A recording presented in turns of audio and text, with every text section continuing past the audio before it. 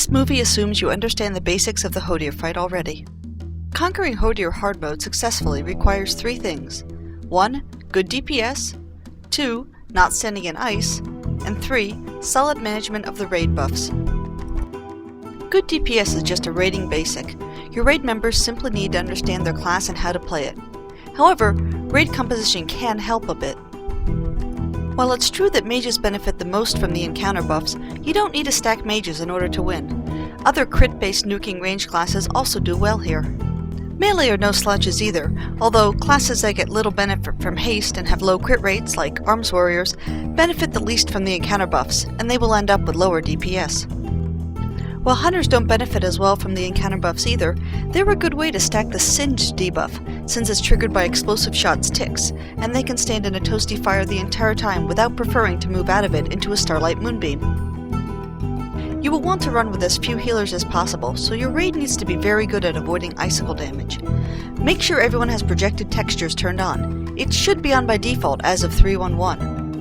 A common mistake is to try to run into the frozen patches too quickly during flash freeze. Wait near the edge of one until it's fallen, and never go in sooner than 3 seconds left on the cast bar. And no one should ever get more than 2 stacks of biting cold.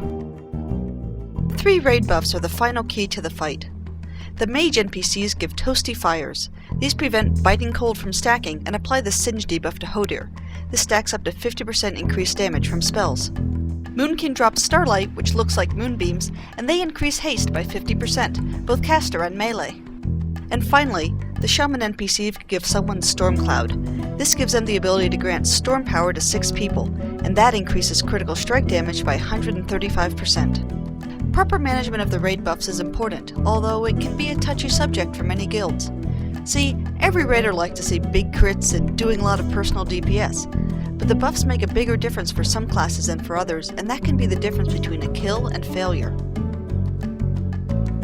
While it's true that a good melee will see 10 or 11,000 DPS with the buffs, a similar scaled caster will see 14 to 15,000. It actually is worth it to run the buff out of the melee clump if a melee gets it, because haste affects all of a caster's damage, not just some of it, so they benefit more from being able to stack storm power and haste, and also Singed adds 50% more to magical attacks only. You will need to break the NPCs out of the ice every time after flash freeze. If you're having DPS issues, you may want to suggest that your top DPS, probably mages and warlocks, stay on Hodir the whole time, and others break them out of the ice. Threat can be a serious concern on this fight. Rather than having your DPS hold back, however, just have your tank ready to taunt.